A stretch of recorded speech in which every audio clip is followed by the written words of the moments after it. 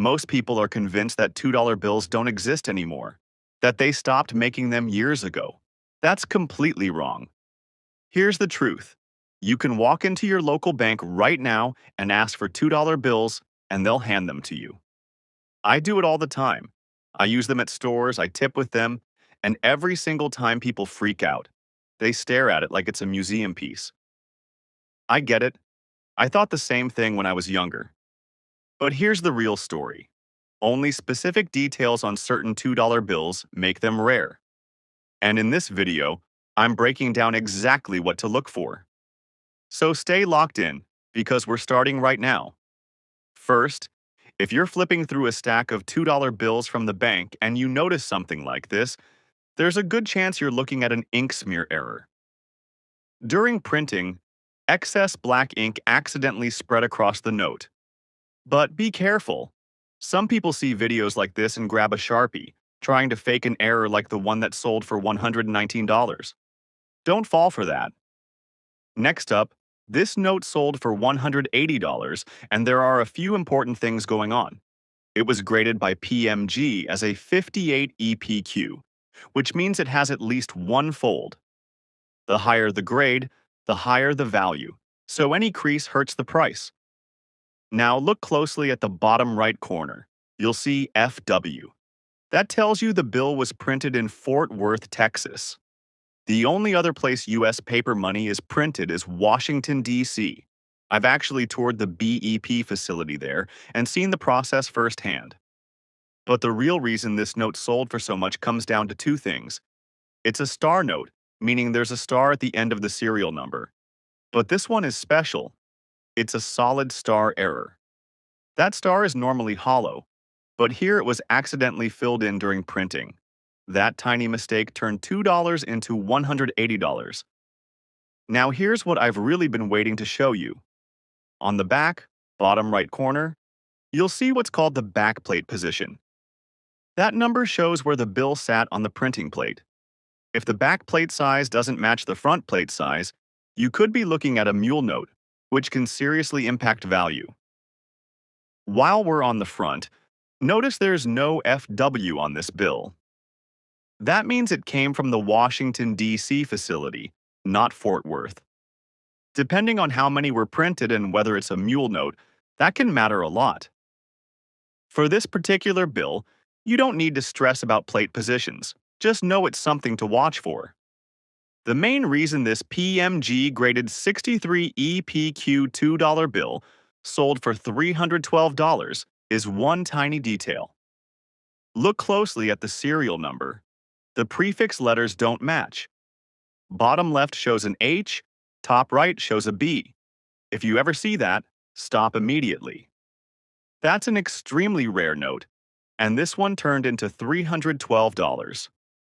Quick one here. This is a paper jam or paper tear error. During printing, the bill ripped. PCGS verified the error as authentic, and it sold for $420. On the back, nothing wild stands out, but pay attention to the white borders. The more centered they are on an uncirculated bill with no folds, the higher the grade can go. Flip it over, and you'll see an offset printing error on the front. It graded at 45, which tells us there are multiple folds. Without those folds, it would have sold for way more than $600. Now let's talk about the big one, $2,160. Start on the back again because that's always the first print on US currency. Flip it to the front and you'll see the black ink, which is the second print. The third and final step is the overprint.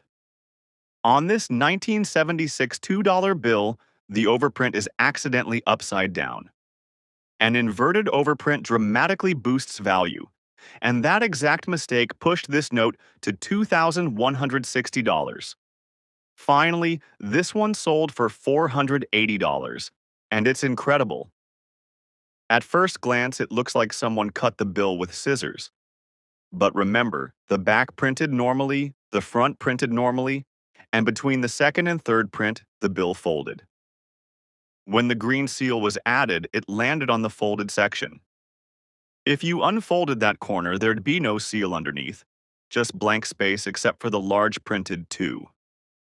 Errors like this are extremely rare. If you ever find one, you're holding something special. We hope you enjoyed this video. Some $1 bills look completely ordinary at first glance. But if you pay close attention to the signature line on the bottom right, one name can completely change everything. That name is bar. Most people have never noticed it. Even fewer know what it means. And some have unknowingly spent these bills, handing over a small collectible piece of history.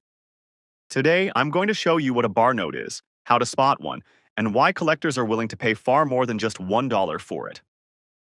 Let's start with this first example. It's a 1963 $1 bill, graded 68 by PMG. Remember, the highest grade is 70, so this one is nearly perfect.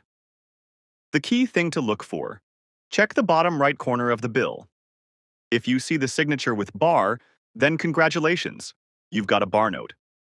This example sold for $17. Now, here's a cooler one. This bar note has the courtesy signature of Joseph Barr, who was the vice chairman at the time. A small but fascinating piece of history. Bar notes were printed in 1968, and they get their name from Joseph W. Barr, who served as Secretary of the Treasury for just about 1 month. That's the shortest tenure in U.S. history. This particular note, with the courtesy signature, sold for $288. There's even a group of 9 bar notes with signatures that collectively sold for $504. Because Barr's time in office was so brief, very few notes were printed with his name, making them highly collectible. You'll only find the Barr signature on 1963 B Series $1 bills, never on higher denominations. To identify one, check the lower right corner under the Secretary of the Treasury title. If it says Joseph W. Barr, you've got a bar note. Now, let's talk about a full pack of $1 bills. This pack has a face value of $100, with consecutive serial numbers from 401 up to 500. All bar notes were printed at the Bureau of Engraving and Printing in Washington, D.C. Fort Worth didn't even exist yet. Even though millions of these bills were printed, many were later pulled from circulation or destroyed. That's why finding one in crisp, uncirculated condition gets harder every year. Ordinary bar notes can still sell for $5 to $10, but if they have a fancy serial number or a star designation, the value jumps significantly. Here's an amazing example. This 1963 B bar note sold for $4,320. It has a solid number 7 serial number, considered a lucky number by many collectors. Being both a fancy serial and a bar note makes it extremely desirable but still affordable for new collectors, unless it's a really rare serial number. The bar note is a unique piece that bridges everyday currency and American history. Once again, this $1 bill sold for $4,320. If you want to find out how much your bar note, or any currency, coin, or collectible, is worth, check out the Coin Value Club linked below. It's open for a limited time, so don't miss your chance.